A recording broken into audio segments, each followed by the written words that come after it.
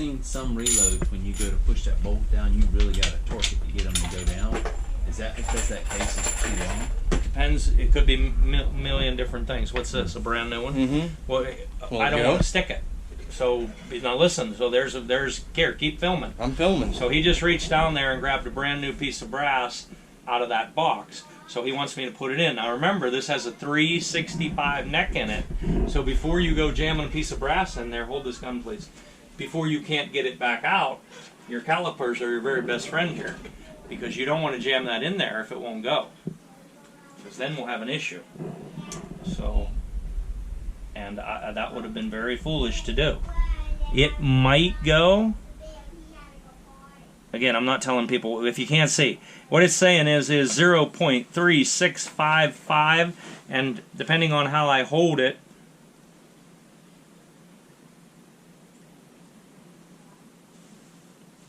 I mean, it depends how I hold it.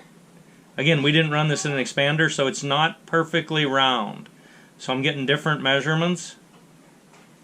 I mean, look right there. I can feel it. So at that spot right there, it's measuring 368. You push that in there, it's not.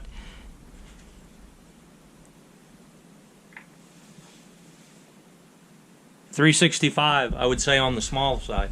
So if we would have stuck that in there, it would have done. It might go, but what it would have done is, you see how it's egg-shaped? It's not perfectly round, right? So as you push that in there, it would have made it perfectly round. So if there is any room in there for it to fit, it would have fit. But if this is a hair bigger total, and you jam that in there, you might have trouble getting it up. So we're not going to do that. So it's actually a really good lesson. And again, that is why that the gun says right on it what it is. And you realize any loaded ammo, it doesn't matter what loaded ammo it is, any kind of loaded ammo, I mean, before you go sticking it in any gun, you got to take it and measure it and see what it is. And okay, so this actually is kind of interesting here. Wait, so keep filming. We can show something good here. Let me have these. All right, so look at this. Oh, crud. Hey, Vicky. Hey, Vicky. Is she out there? She was in the restroom. You know what? It doesn't matter. Stay here. It doesn't matter. Let's do it this way. All right. So, okay, this is a 6.5 Creedmoor, brand new 6.5 Creedmoor, right? And it has a 295 neck in it.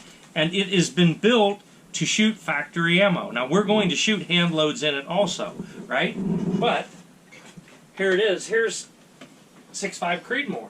So if we're going to put factory ammunition in it, we better see what the factory ammo measures. I mean, you could take a pair of calipers and go in, you know, Cabela's or Sportsman's Warehouse or Bass Pro Shop or whatever, and just take your calipers in there and measure it.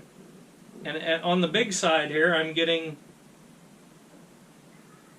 about 392.5 on the big side. 392, 393. So this is a 295 neck. So here's the deal. Will it shoot that factory ammo? Yes. Okay? And it's just as simple as that. And so that's one of the reasons why people always ask me that, by the way. Why is the actually, you know what, I'm going to back up and make a point of that. So guys call me up all the time and say, why does it say the neck diameter on the side of the barrel? Or what does that even mean? Well, think about what I'm about to say here. The fact that they don't know, first of all, tells you how few of people are doing that. And secondly, the job that the factories are doing, working with SAMI specs, in other words, any ammo that says 30-06 on it fits in any 30-06, that tells you how big of tolerances they're using, right? Because if the tolerances were tighter than that, they would want you to know. Think about it, right? They would want you to know what is the actual neck diameter in this gun. But if you go in the store and buy a gun, they don't even tell you, right? They don't tell you. So you don't know, right? You have no idea. All you know is any factory ammo will fit in that gun, supposedly, right? So it means that they're not concerned with that fact also, is what I'm trying to say. They're not concerned with it. Because they don't have to be because there's such a big allowance in there. Right. It's almost like as if you were manufacturing shoes. And say you manufactured shoes and you actually knew what a size 9 foot was, so you made all of your shoes for size 9 really 9.5. And then that way, every single guy who comes in to, like, I need a size 9. It always fits. It always fits. But the reason it always fits is because it's on the big side. Yeah. See? So when you put it on the actual neck diameter on the gun, then, like I said, you can take a pair of calipers and go in anywhere. Say, we'll take factory ammo. And you can start measuring ammo and see which one fits the gun the best. So if you take, how do you figure out, like, say for instance you got a Ruger, Okay. Hunter American Edition, and you want to know what size? There's neck? there's 2 ways to know. 2 ways to know. One way to know absolutely. Wait a second. Let me put this back. So where did I get this? It's right here. All right. So the first way and the best way, which is also the hard way, is to take a chamber cast. Okay. It's called Creosafe. And it is stuff you can buy at Brownells. You heat it up. It's like really low melting temperature, sort of like lead, sort of. And you heat it up, and you put a patch up in your bore and block it, and you pour it in there. And it goes down inside there, and then it hardens. And then you pull it out, and you have a mirror negative image of your chamber. And then you measure it with a set of calipers. That's one way. The second way is, and oh, this is actually interesting. Okay, good. Hand him your gun. Give me one of your pieces of fired brass.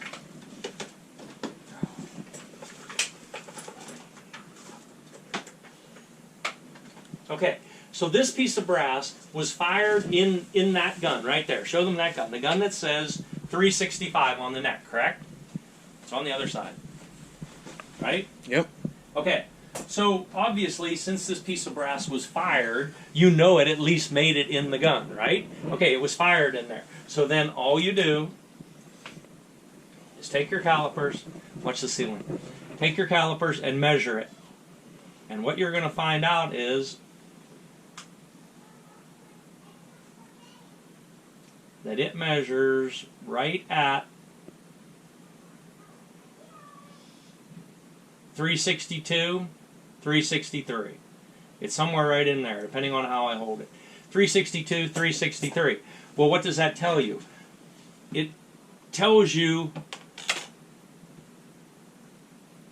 if you guessed, it would tell you that that gun has about a 364 or 365 neck. Because when it went off, it had to expand a little bit to let the bullet out, but then it snaps back some. And so what you can do is say you had a regular store-bought factory gun, and you measure the shell before you put it in, shoot it, and then measure it again. Normally brass springs back like 1.5. So whenever it measures a fired case, you can just assume that the actual neck in the gun is about 1 to 1.5 bigger than that. And that's how you know. And, you know, like we said, we showed this, right? Remember, we showed this. This is a fired case, and this bullet won't go in it. Well, with factory guns, almost always it just drops straight through. A lot of times it'll rattle even. I mean, it's like, it's big. So what that's telling you is that the neck in the gun is huge. So, and the reason it's huge is that way it'll accept any factory ammo. All right, I'm tired. There, take that. So we ran the. We're gonna let that stuff down. We're gonna leave this firing pin out. Just set that gun. Okay, we're done with it? Set it right against the brown door and the white edge right there. Right there, yes. You're keeping track, right? You know where we're at with everything. So the very next thing is primers. Set that over there by there. And we're going to, obviously, this is a 338 Lapua, so you're going to need a magnum primer, and that means Federal 210Ms. And, you know, let me see your photo again. I want to see something. Yeah. You know the photos of your targets? Yeah, I'm pulling them up here.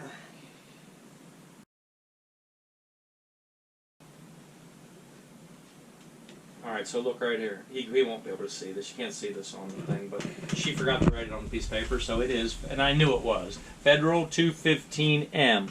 M is not for Magnum, M is for match. Federal 215 match. That means it's just a little hotter than normal, right? No, the 215 part means it's a Magnum primer. The M part means it's a match primer. But what's the difference in the match versus? Consistency. That's the only difference, consistency. You get the all right, again, without giving away too much information, because I know exactly what it means, all I will say is the people who have the most experience build the match primers. The people who have the least experience build regular primers. That's all I'm saying about that, because I don't want to get anybody to get in trouble.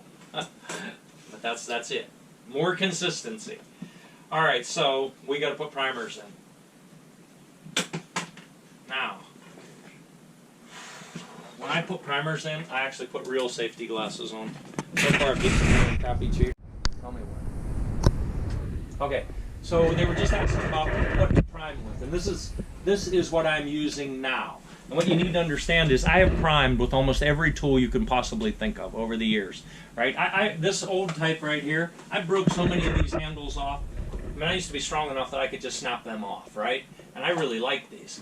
But I've used almost everything. And I've come to liking a dedicated unit with a lot of leverage, but with adjustability. See, this adjusts, right? That is in 1 or 2 clicks. And the only thing I don't like about this is changing the shell holder is kind of a pain in the butt. But there was something else I was going to tell you. I forget what it is. What did you ask? You asked me something. If you like that better than the handheld. Oh, yes, this is what I like now. The problem is they're out of business. I bought this at Bullet Central, and Bullet Central, no, not Bullet Central, at bullets.com, and they went out of business. I've actually been thinking about building some of these. I really do. I like this little tool. I wish I'd bought 5 of them, because then you wouldn't have to change the dang shell holders. But it works pretty darn good. And, that's what, I got off track. So historically, we were always complaining, excuse me, we were always complaining about primer bucket pockets being too loose on new brass. I mean, that was like everybody had a complaint about that. It's like, geez, these primer pockets are loose to begin with on brand new, and you only get 2 or 3 firings, and you lose the primer pocket. Well, the industry as a whole has definitely been responding to that, and it's getting to the point now where some of the brass has primer pockets that are so tight that even if you had that hand tool, unless you were a gorilla, you can't put them in. So they have really addressed it, and I'm glad. I'm glad that they got tighter. They've almost erred on going too tight, but you just have to get the tool that works.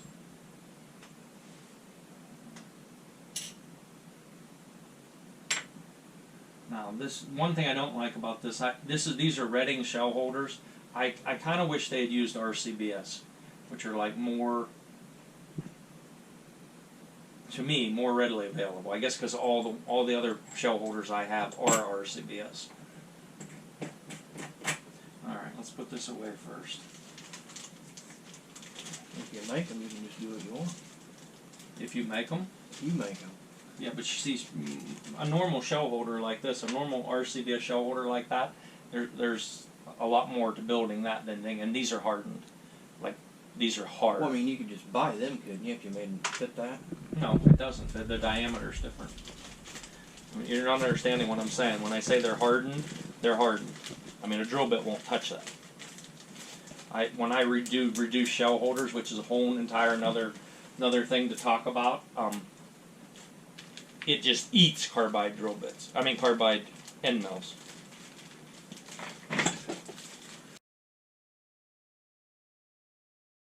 I don't think it really matters what tool you use to seat primers, as long as it's uniform and you can feel it. The feeling it part is important. If you do them on like a regular, on your press over there, like with, and I haven't done this for, I haven't done that for 20 years. You can't feel it that much. So here's the thing with this. You can see, you probably can't see, but you see that this is the actual, this is the ram that actually pushes the primer into the case. So as you turn this down, you can see that this is dropping, and it appears that that's rising. So you got to go about like that before you even start. About flush. A little bit above flush. Come on here. What do we got? Good.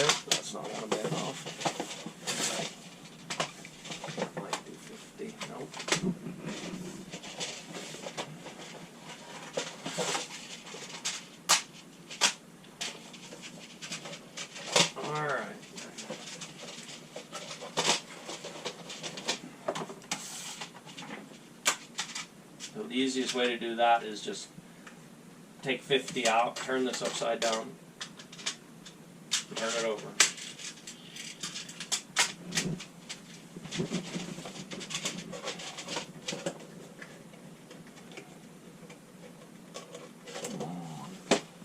All right.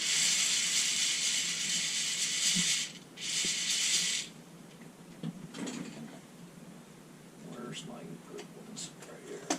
Now, I don't touch primers, and I said this in another video also, because years and years and years ago they told you don't touch primers. Actually, I don't think it'd be that big of a deal to touch them now, because they build them different than they used to. But I still don't touch them. So anyways, it's just a matter of dropping that RAM and putting it in there, setting it on, and running it in. Now you see it won't come back off, and I was anticipating that. So I'm going to turn it down a little, run it in, and still won't come off. A little bit more. There, now it came off. But that is, and again, I know the camera's not going to be able to see that, but that is high. You want me to hold it real still? That is a high primer. I mean, you can see it. It's sticking above the case head. Can you see that? Mm-hmm. Okay, so that's too high. So look, we're going to start going down. Okay, I just went 3 clicks.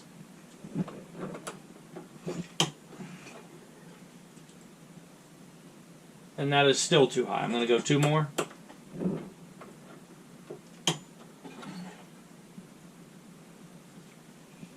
And I'm going to go 2 more. I think those are 1 thou clicks.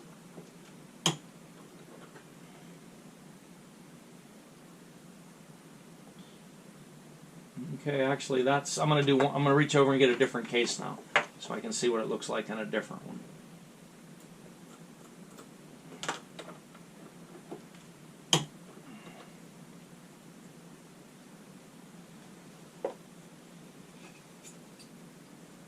I'm going to go 1 more click. There we go.